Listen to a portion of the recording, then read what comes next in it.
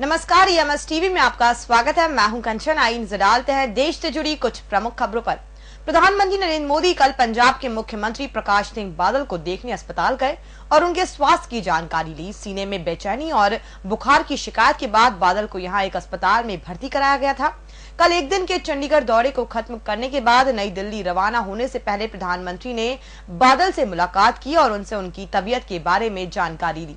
चंडीगढ़ से ही फ्रांस के राष्ट्रपति फ्रांसवा ओलांद ने 3 दिन की भारत यात्रा की शुरुआत की है। समाजवादी पार्टी के मुखिया मुलायम सिंह यादव ने 1990 में अयोध्या में विवादित ढांचे को बचाने के लिए कार सेवकों पर गोली चलवाने के अपने फैसले पर अफसोस जाहिर किया, लेकिन कहा कि धर्मस्थल को बचाने के लिए ऐसा करना जरूरी था।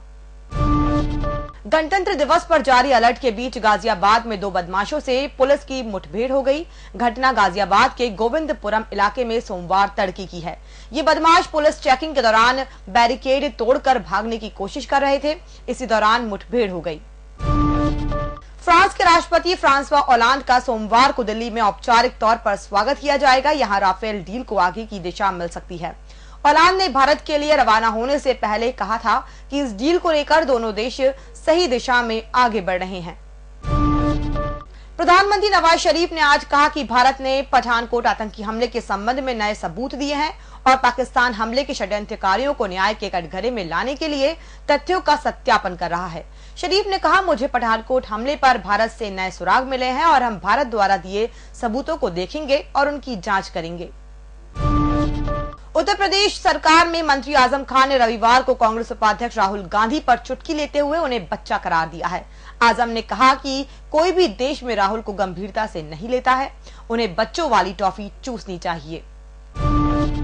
दिल्ली के मुख्यमंत्री अरविंद केजरीवाल ने रविवार को 6 लेन के एक एलिवेटेड रोड का उद्घाटन किया।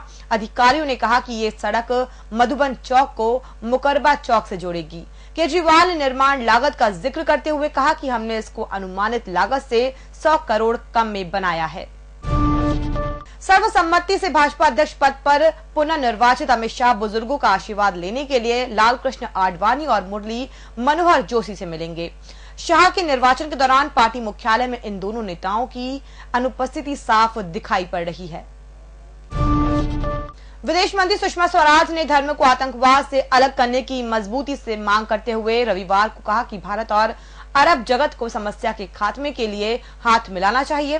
उन्होंने साथ ही आगाह करते हुए कहा कि जो चुपचाप आतंकी समूह को प्रायोजित करते हैं वे अंत में उनके द्वारा इस्तेमाल हो सकते हैं। केंद्रीय मंत्री उमा भारती ने शाहरुख खान और आमिर खान को चेतावनी दी है। उन्होंने इन फिल्म अभिनेताओं को चेताते हुए कहा कि अगर वे राजनीति के इरादे से विचारधारा से संबंधित कोई बयान देते हैं तो उन्हें दूसरे पक्ष की ओर से प्रतिक्रिया के लिए तैयार रहना होगा। मालूम हो कि इन दोनों अभिनेताओं ने हाल ही में देश के अंदर बढ़ रहे असहिष्णुता के माहौल की आलोचना की थी। इसके बाद शाहरुख और आमिर दोनों के खिलाफ भाजपा, RSS और इन संगठनों के सहयोगियों ने मोर्चा खोल दिया था। और फिलहाल इस बुलेटिन में इतना ही। और भी खबरों के लिए आप बने रहिए www.emstv.in के साथ। और इसी के साथ ही आप अपने स्मार्टफोन पर गूगल पे में जाकर EMS टीवी की ऐप भी डाउनलोड कर सकते हैं। नमस्कार।